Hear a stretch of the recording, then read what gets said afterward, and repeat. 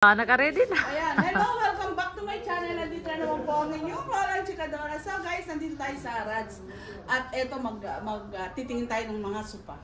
At titingnan nga natin dito yung ganda sopa dito dahil napakaganda talaga. Sobrang ganda nila. At talaga naman, ito ang dream ko, makapag-uwi ng ganito sa Pilipinas. Kasi, alam nyo, ang sopa dito sa Saudi ay napakatibay. Kahit hindi nyo palitan, talagang ampaw niya at parang Eurotex. Talagang kahit ang unan hindi siya nayuyupi na gano'n. Ayan, tatanungin natin kung magkano. Brother, hada kita kam. How much like this? Kita, mungkin. 1,000? Albania.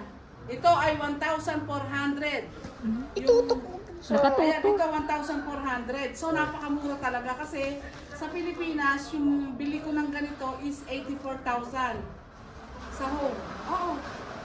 84,000 Eurotex. So, dito 1,400 lang.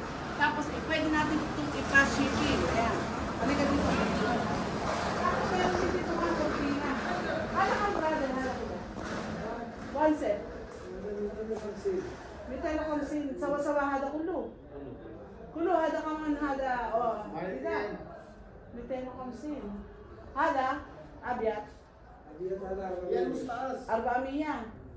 Hada. Ha?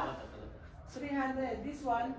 450. 450. 250 last. 250. Oh, ito na. Ayan, so guys, dito mas mura pala talaga dito kasi sa Pilipinas, nagpa-ano ko nito, nagpa-ano kasi ako nito, nagpa-estimate ako ng ganito before 2 years. Ang bigay sa akin is 20,000